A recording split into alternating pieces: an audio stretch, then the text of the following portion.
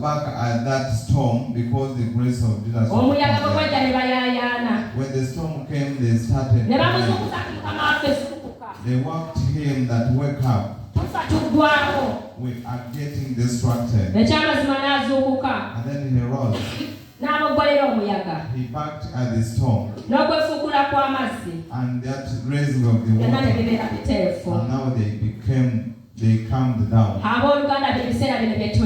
This is the time we are in.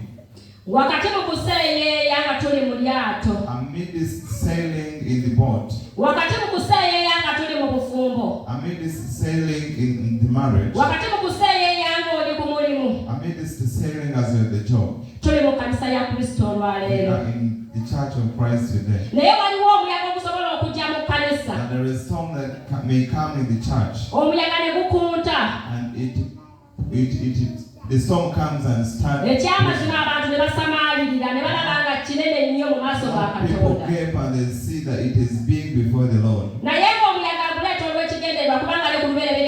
But it brings the storm for the purpose because it was there even. But remain standing as you sit in the boat. Don't move any step out of the boat. Because I wish when Peter I wish they moved out of the boat, they would have felt in the water. But they just called upon him. They did not run out of the boat. Even you never run out of the boat. Though the storm is God is going to calm the storm. What you're passing through, let people speak.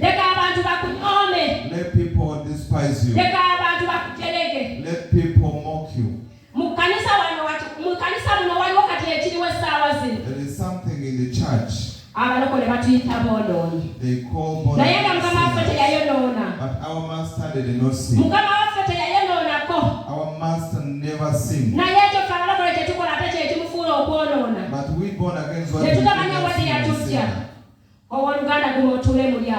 be strong and this storm will come.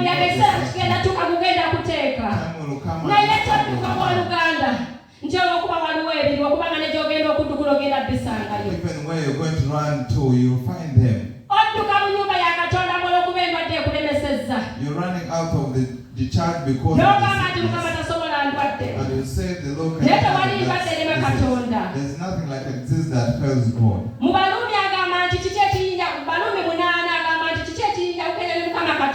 Romans 8 says that what will separate me from God? Is it pain? Brethren, stand. Come stand, but when you are so that you may not run out of God's presence. Don't run out of God's presence because God is present. A woman in this place, it might be marriage or it but show manifest the word of God. If you remain standing, God is going to and he's going to put a stamp that even though the storm came, nothing like the storm is going to come. Though the sea raised like water, the sea has raised, the storm has raised the church of God.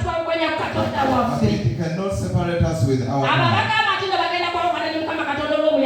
Those who say that they will separate with God for the storm.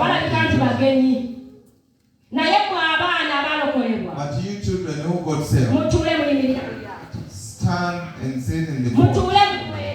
Sit and be strong. God is going to by the time the storm comes, His name shall be manifested. And they will say the storm but what is present today is storm can come. What is there today, people go delivered. Don't look at the storm that you pass through. Don't look at whatever thing you pass through.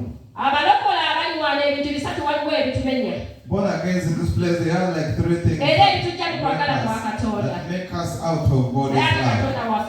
But our God is merciful. As you're going astray, He brings you back and He brings you in His house. There's nothing this is of poverty. Poverty comes from January to December. Upon again this place to say I cannot endure poverty. You move a step and then you go astray.